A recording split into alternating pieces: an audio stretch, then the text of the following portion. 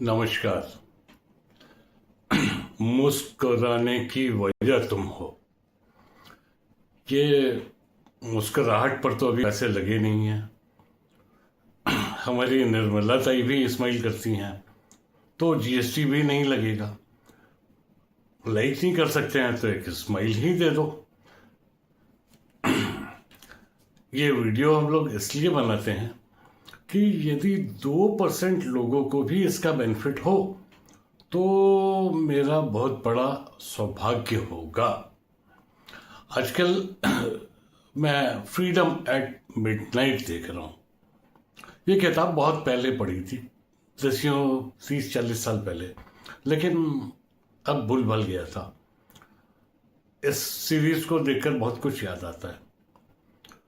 इसमें जो कायदे की बात यह है कि जिन्ना साहब की बीमारी का पता यदि कांग्रेसियों को होता तो जो हुआ वो शायद नहीं होता, इतिहास कुछ अलग होता। इसका मतलब क्या हुआ? इसका मतलब ये हो रहा है कि इंफॉर्मेशन इज द की। सही इंफॉर्मेशन होने से आप बहुत कुछ कर सकते हो, और यदि सही इंफॉर्मेशन ना हो तो बहुत गड़बड़ हो जाता है।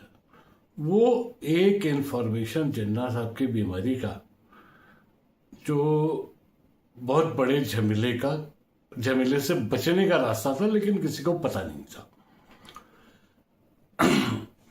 अब इधर में मैं बहुत दिनों से बहुत कुछ पढ़ रहा हूँ, देख रहा हूँ, समझ रहा हूँ, समझने की कोशिश कर रहा हूँ। कंपनियों के मेरे जितने इन्वेस्टमेंट हैं जिन कंपनियों में, उनके बैलेंस शीट पढ़ रहा हूँ, ऑडिटर्स रिपोर्ट पढ़ रहा हूँ, इन्वेस्टर्स कॉल पढ़ रहा हूँ, ऑडिटर्स रिपोर्ट पढ़ रहा हूँ। तो और ये पहली बार नहीं हो रहा है, इस साल में पता नहीं कितनी बार किया। अब हर क्वार्टर में रिजल्ट आते हैं तो हमेशा नए सिरे से पढ़ने की जरूरत हो जाती है। तो ये जो पढ़ाई लिखाई है, इसका मतलब है इंफॉर्मेशन इज द किंग। और इसके ऊपर में आज के मिति में मेरा बहुत बड़ा कैश भी क्रिएट हो गया है। मेरे जो कंसिस्टेंट कंपाउंडर हैं उनको तो बेचने का मूड नहीं है अभी। ग्रोथ वाले भी गिव और टेक एज इट इज ही रहने वाले हैं। सिर्फ जो अपॉर्चुनिटी वाले थे उनमें उठापटक हुआ है, और मेजोरिटी में सबसे निकल चुका हूँ। तो अब आराम से बैठ के देख रहे हैं, लेकिन बाजार को उसके इंडेक्स के हिसाब से हमेशा नहीं देखना चाहिए। आप इंडेक्स ना तो खरीदते हैं और ना ही इंडेक्स बेचते हैं, आप शेयर खरीदते बेचते हैं। और हर तेजी में शेयर नीचे के भाव में भी मिलता है, हर मंदी में भी ऊपर के भाव में बिकता है। मेरे अभी बिक भी रहे हैं और मेरे को नीचे के भाव में मिल भी रहा है। जहां मिल रहा है मैं डर नहीं रहा हूं, और मैं बड़े आराम से उनको लेने में लग रहा हूं। तो ये इंडेक्स से कोई भी मतलब नहीं है। पिछली बार में मैं बात कर रहा था डेटा सेंटर का।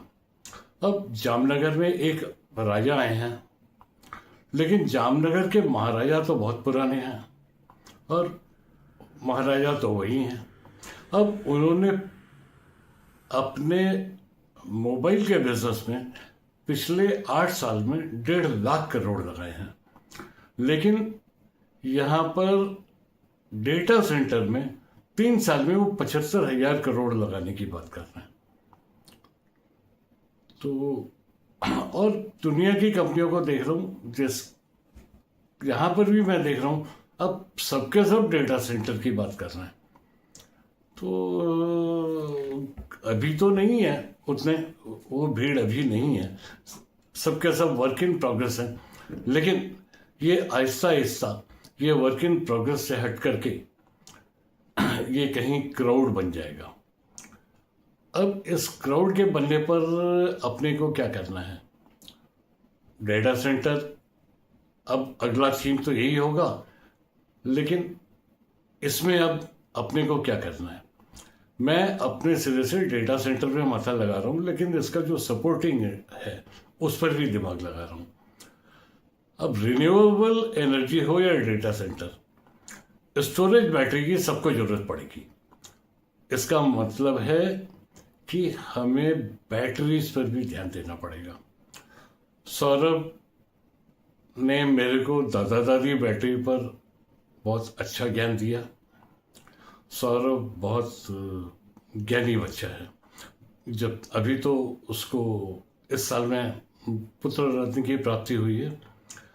मुझे ऐसा लगता है कि जब तक उसका बेटा कॉलेज में जाएगा तब तक यदि टीवी चैनल वाले तब भी बचे रहे तो वो लोग उसका इंटरव्यू ले रहे होंगे। दादा दादी बैटरी मेरे को बहुत अच्छा लग रहा है। अब यहाँ पर इस बाजार में क्या करने का है? एक तो पेशेंस। हमारे के भाई साहब थे, वो 2001 की मंदी में आंख बंद करके खरीदने की बात करते थे, और 2007 में आंख बंद करके वो अपना पोर्टफोलियो रोज 1000 ये बेच, 5000 ये बेच, ये बातें करते थे।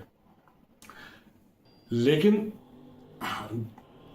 2007 में उन्होंने बेचा और 2008-9 में वो वापस खरीदने लगे, जो कि 2015, 16, 17 में बेचा।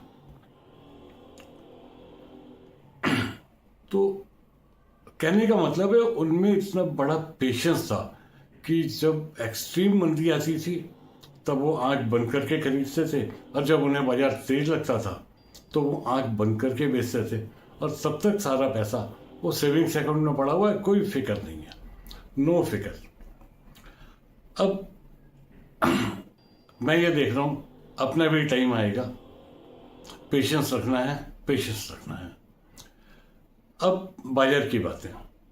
आज बाइडेन साहब ने एक बहुत बड़ा बम फोड़ दिया, यानी उन्होंने यूक्रेन को ये परमिशन दे दिया कि यूक्रेन अमेरिका से लाए हुए हथियार, मिसाइल्स रशिया की जमीन पर रशिया पर अटैक करने के लिए भी उपयोग में ला सकता है।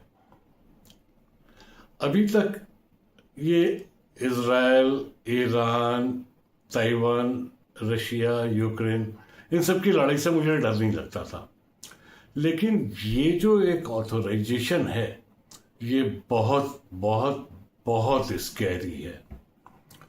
और इस ऑथोराइजेशन के बाद मैं वाकई थोड़ा भयभीत हो रहा हूँ।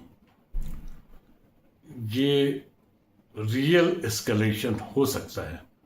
अब यहाँ पर रशिया ने भी अपना एक न्यूक्लियर बॉम्ब का थ्रेट फिर से रिन्यू कर दिया। जब तारे टूटते हैं तो बहुत जोर से चमकते हैं। बाइडेन साहब भी, पता नहीं अब किसने किया है, बट अभी नाम तो बाइडेन साहब का ही आ रहा है। अब जाते जाते वो ये क्या नया शगुफा छोड़ के जा रहे हैं। ये बाजार के लिए सबसे बड़ा थ्रेट है। अभी तक की तो बातें ये थी कि इमर्जिंग मार्केट में इंस्टीट्यूशंस बेच रहे हैं, अमेरिका में खरीद रहे हैं, ट्रम्प साहब आएंगे उसके ऊपर में बाजार बढ़ेगा, वो जो रिफॉर्म लाएंगे, गवर्नमेंट का एक्सपेंडिचर कम होगा, अमेरिका का इंटरेस्ट रेट कम होगा, तो वो अमेरिकन इंडस्ट्री को बहुत बड़ा बढ़ावा देगा, ग्लोबल इकोनॉमी को बहुत बड़ा पुश मिलेगा। लेकिन वो तो जब मिलेगा तब मिलेगा। यहाँ पर ये तो बाइडेन साहब का पटाखा है, और ये पटाखा नहीं है, महाबम है। तो ये तो ऐसा कुछ है जो हम लोग कुछ कर नहीं सकते हैं। धैर्य रखना होगा। आज तक कोई भी रात ऐसी नहीं आई जिसका सवेरा नहीं हुआ।